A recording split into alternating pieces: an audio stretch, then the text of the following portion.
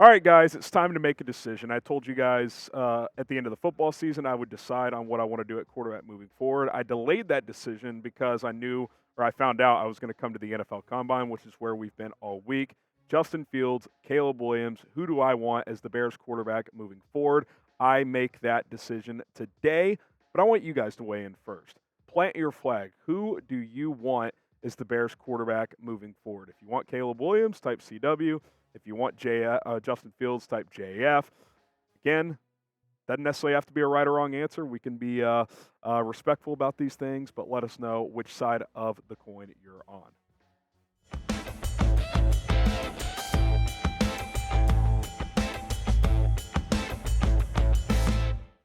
I'm Harrison Graham. Welcome into Bears Now. We're wrapping up our coverage here at the NFL Combine today. If you've been here all week, we appreciate it. All the love and support has been awesome. The way I want to present this show today is go through the pros and cons of each option. And yeah, I'll give it away.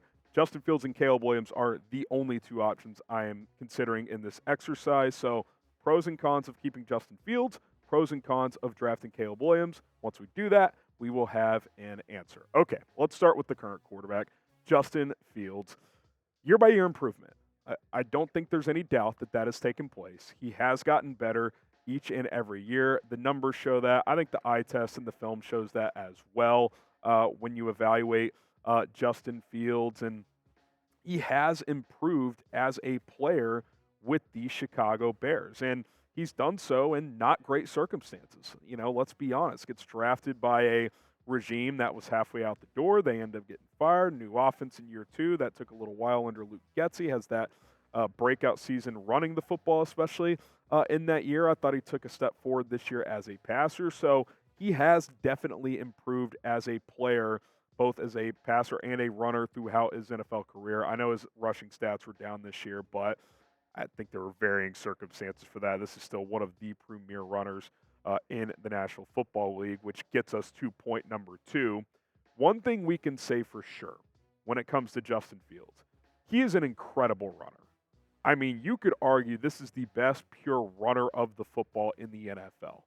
Like, seriously, like what he can do to escape pressure and move the chains and extend drives, it's Michael Vick-esque. I think it's better than Lamar Jackson because he has more power than Lamar while having just as much speed and elusiveness as Lamar has. When they leaned into that more in 2022, that helped him take off. I wish they would have done a little bit more of that this year, if I'm being completely honest. That has been very unique and fun to watch. There's no doubt about it. Number three, as you continue through the pros here, 2 years of team control. The Bears don't have to commit to him right now on a long-term extension. Now, if you do keep him, and we'll get to the cons, it's definitely going to be part of the discussion. But from a positive angle, you've got 2 years. You've got this year where he's making just over $6 million and a fifth-year option of $25.5 million, which isn't cheap, but for 1 year for a starting caliber quarterback like Justin Fields is, and I'll continue to say that, that's not bad. Like $25 million is below market value for high-level starters. So you've got him under control for 2 years. So you don't have to make a decision this second on him long-term. Like you could even keep him and not necessarily keep him for the long haul and just kind of see how this year was to play out. And then lastly, he's beloved by his teammates. He's a great leader. He's a great worker. You hear his teammates talk about him. They all have glowing reviews about who he is as a person. They all believe in him as a player, and that matters. And if you move on from him, whoever replaces him has to find that. Your quarterback has to be loved by his teammates. They have to believe in him. They have to look at him for answers when it doesn't feel like there are any. And he has that presence in that locker room. Now, that hasn't always translated to a ton of winning, unfortunately, whether that's completely on Justin Fields, varying circumstances. I think it's a combination of a lot of stuff. But there is no question how his teammates feel about that. We have heard countless of his teammates go on record in that regard. All right, we'll get to some cons on Justin Fields here in just a moment. But, hey, we're grinding out here in Indy. It's been a fun week. I've been battling through some voice challenges here. Subscribe to the channel. Bears news, rumors, free agency gets going in about 9 or 10 days. Going to be a hectic journey there as well. If you want to stay on top of everything surrounding this football team right now, hit that subscribe button here on Chicago Bears Now. All right, some cons. There are still legitimate questions when it comes to Justin Fields, the passer. Has he improved? Yes. Are there still questions? Absolutely. Can Justin Fields evolve into someone after 38 starts and 3 years of playing that throws with more anticipation than he currently does? I don't think he'll ever be an elite anticipatory thrower, but can he be more than what he is now? That is a question I would have. And can he attack the middle of the field more frequently? That was a big problem of his coming out of college, and it's why I don't want Jaden Daniels, by the way. Jaden Daniels is just a skinnier, worse Justin Fields. Doesn't throw over the middle. It's a big concern of mine, and I think we've seen it play out through 3 seasons in the NFL as whether he is unwilling to pull the trigger at times or whatever the case may be, the lack of anticipation on a lot of these throws, the Bears just don't attack the middle of the field with him as their quarterback, and that's a problem. You got to be able to attack that area where those linebackers and safeties are. So, if the answer to those questions are unknown or no, it makes it tough to continue to press forward with him as your quarterback. You're just always going to have limitations offensively in the passing game. Number 2, and I think this is a compound issue. I do want to make that clear. I don't think this is just a Justin Fields problem.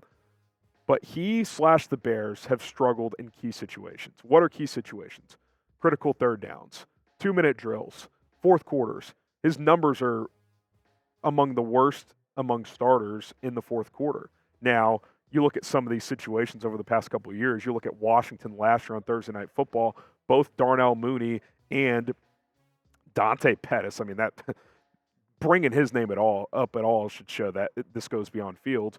Dropped game-winning passes on a game-winning drive. That shouldn't count against Justin. Amir Smith-Marset fumbled the ball on a drive that was going to put them in position to tie the game against Minnesota last year. There's been other problems with play calling as well, but there's also been late-game interceptions, late-game fumbles, mistakes by Justin, and he has to wear a decent amount of that. The numbers are the numbers. Like, they don't tell the whole story, but when you have a large sample size, it definitely does tell a lot of the story. Now, he's gone down and won some games late, made the big throw to DJ Moore this year against Minnesota to win that kind of knuckle fight on the road. That was nice. They were able to close out Detroit this year. Couldn't close out Detroit in the other one. I would say that was more on the defense. Had the late fumble against Denver. That was kind of a protection problem, but still, like, eventually it's like, well, the quarterback's just got to make it happen, and he just hasn't done it as often as you would like to see him do it. Number 3, and this is a touch contrary based on what I said with the 2 years of team control, but the potential of a big contract is looming. And to me, if you keep Justin Fields and trade the number 1 overall pick, I'm doing it for a haul. And I'm committing to Fields at that point. And so the question is, are you comfortable giving him $40+ million per year? Because that's what it's going to be. Daniel Jones got 4 years and $160 million. And I think the Bears are probably looking at this at like, I don't know if I can give him that. Like, I think Fields is better than Daniel Jones, but I think the Giants behind closed doors regret that decision immensely based on how last year played out. So, that's a big question. Do you want to go down that road? I get it. You may not have to make that decision for a couple of years, but when you compound that with the fact that NFL draft evaluators, which brings us to our last point, don't like next year's QB class, like, if you roll with Fields and it's more of the same next year, he doesn't take a big jump, then what do? Number 1, you're very unlikely to have the number 1 pick for a 3rd straight year. I mean, the fact that has fallen into your lap for a 2nd straight year is remarkable. And the QB class on paper doesn't look great next year. Carson Beck is solid. Quinn Ewers has talent, but he'd be like QB5 in this draft. Shedeur Sanders, I like him. I don't love him, though. His physical traits are kind of average. I don't know. Like, I just – it makes it tough when you bring in the contract timeline and the fact that next year's QB class, which that's not on Justin Fields, but it's a factor. There's just no way around it. Like, you have to have a contingency plan if you keep Justin Fields, and if next year's draft isn't good, that takes away a pretty strong portion of a potential contingency plan. So those are pros and cons of keeping Justin Fields moving forward. Battling through the voice here. Got to get some water in. Give me a sec. Because coming up next, we got to get to Caleb Williams. Pros and cons of drafting him. Saw him up close here at the NFL Combine. We'll talk about that just in a second. But we do have a sponsor to tell you about. That is Prize Picks. Go to prizepicks.com/CLNS. Use the code CLNS to get a deposit match up to $100. Football season may be over, but the action on the floor is heating up. This is March, everybody. March Madness just around the corner. NBA playoffs getting close too. More or less, that's it. It keeps it simple. They give you stat projections, and you take more or less points, rebounds, assists, fantasy score. Tons available for basketball, hockey, other sports as well. 2 to 6 player entries. Also, we have some NFL Combine props since we are wrapping up in Indianapolis. Jaden Daniels, Adonai Mitchell, and Roman Wilson. We're going to go less on Daniels' 40-yard dash and with Adonai Mitchell as well. And by the way, less means they're going to go faster on those 40 times. And then Roman Wilson, 4.33. He's fast. That's a little rich for me. I think he'll run high 4.3s. I'm going to go more on that one. 10 to win 50. Go check it out. Prize Picks right now. Code CLNS. Get you a deposit match up to $100. Okay, Caleb Williams. Let's talk about the pros here. Elite arm talent. His release is incredibly fast.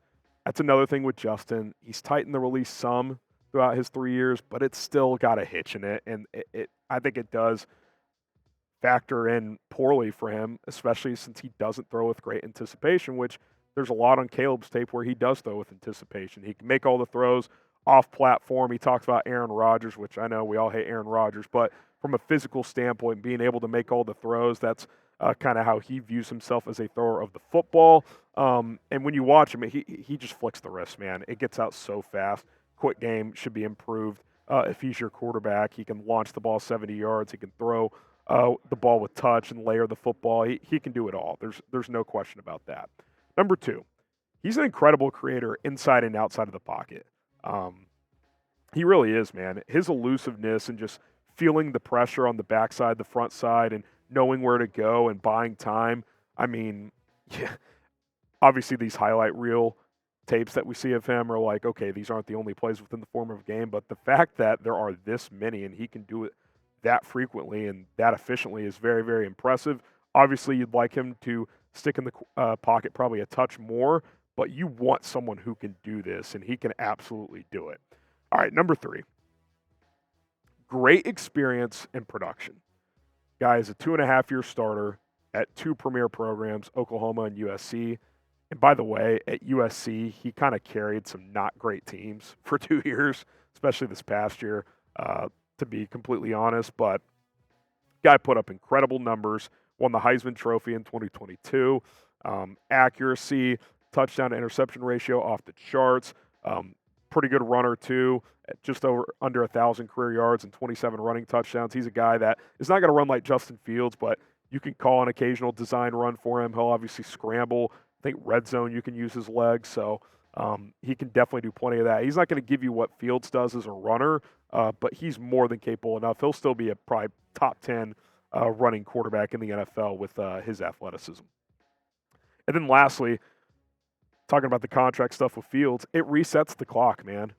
It resets the QB clock. It gives the Bears a 4 to 5 year window, probably 4 if he hits, because you're going to have to pay him after year 3 or year 4, to maximize this roster, which has already begun, by the way. Poles has done a pretty good job flipping this thing. But you can continue to add more for the next few years, whereas if you pay Fields, it becomes a little harder to do that, and it really opens up that window to win a Super Bowl.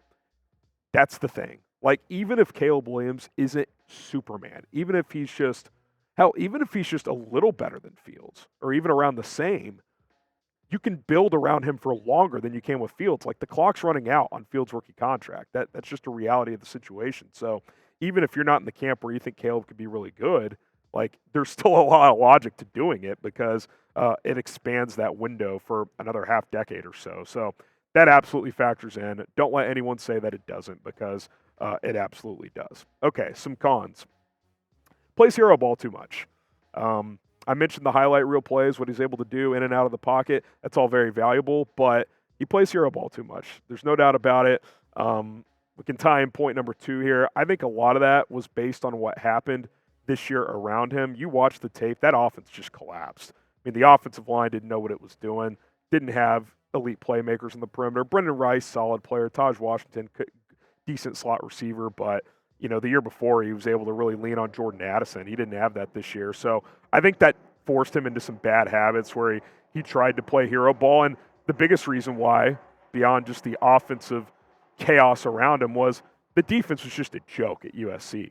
I mean, they lost multiple games where they're scoring 40-plus points per game because USC's defense couldn't stop a cold. I mean, it was unbelievable. So the good news is most of his tape throughout his college career is really good. So I don't think this is some unfixable problem. He still put up great numbers. I just think he forced the issue a bit too much. Number 3, look, it's the unknown of the NFL draft. There's no guarantee. I know some people said Caleb's in that Andrew Luck, Peyton Manning tier where he's as close to can't miss as you can get. But at this position, there's no such thing. There's always a risk. You never know what's going to happen. Fit is a lot of it. Will he fit with Shane Waldron and the Bears? Bears don't have a great QB history. Now, to Caleb's credit, he's not shying away from that. He said, I don't compare myself to others. I like to rewrite history, so he's very, very confident. But it's an unknown. Do I feel good about Caleb Williams' potential and being a great pro? Yeah, but it's not a guarantee. So, obviously, that's a very, very real thing. And then number 4, and I'm not as concerned about this, but, the Bears could be. Others certainly are.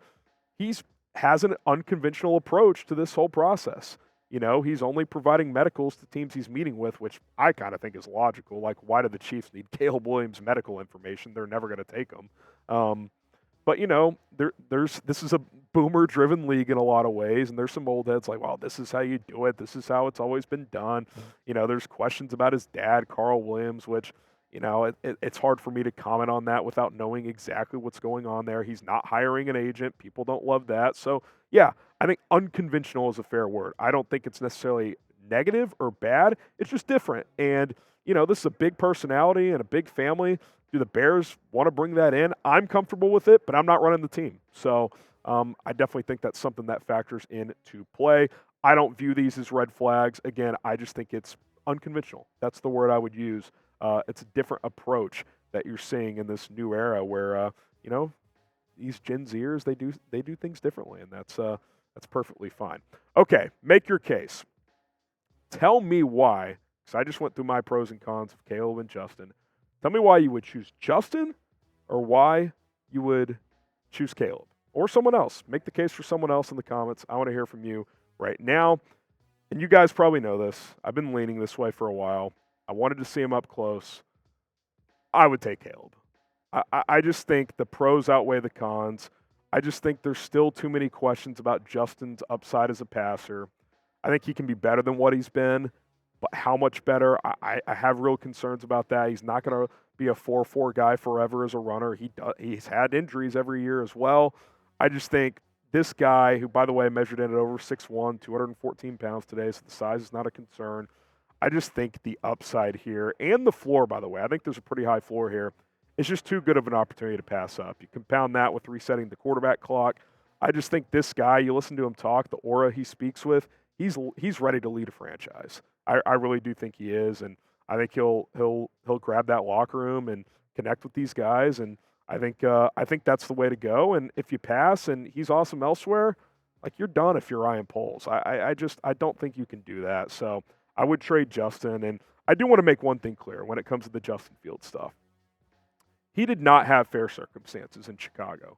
He did not. I mentioned coming in with that Pace Nagy regime. Everybody knew they were likely going to get fired, and they did.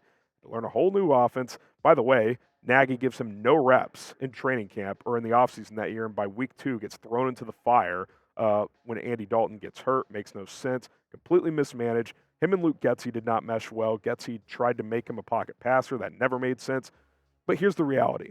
Was it fair? No. But you can't go back and change it. He's entering year 4. Contract decision is not too far in the future. You can't go back in time. You can't fix it. If you could, I'd love to start over and see what could happen with Justin Fields coming in as a rookie. But that's just not the situation you're in. Justin Fields said it himself late in the year when he was asked about how this could potentially go. He said, life's not fair, man. He knows it. He knows how this goes. Not everybody's given the same cards in the NFL. Brock Purdy walks into the perfect situation as Mr. Irrelevant in San Francisco. Patrick Mahomes gets with Andy Reid, Travis Kelce, and Tyreek Hill. Justin Fields wasn't as fortunate. Here's the beauty, though. For Caleb Williams, he would actually be coming into a pretty damn good situation. Team with a good defense, DJ Moore, Cole Kmet, capital to add more on offense. Sucks for Justin, it really does, and it's unfair, but for Caleb, it could be different, and I think that's why you should go that route. And I'll always root for Justin. I know I'm going to have comments on this video, DMs, you're a traitor, you turned. I want the Bears to win, and I think drafting Caleb gives you the best chance to do that. But wherever Justin goes, unless he's playing the Bears, I will always root for him. Great guy. I still think he can be a really good player in this league. I just think it will be in a different uniform. All right. Thanks for indulging my voice. I know this was a longer video. Just wanted to kind of paint the full picture. I'll leave you with this. Do you trust Ryan Poles? At the end of the day, if you're answering T for trust, not D for don't, if you trust him, then you should feel at peace with whatever he does. And I feel good about the decisions he's made up to this point. So that is where I'm at. All right, guys. That'll do it. Appreciate you for tuning in. More content to come. Free agency close. More draft buzz around the corner. It's going to be an interesting couple of months. Don't miss out. Subscribe to Chicago Bears Now.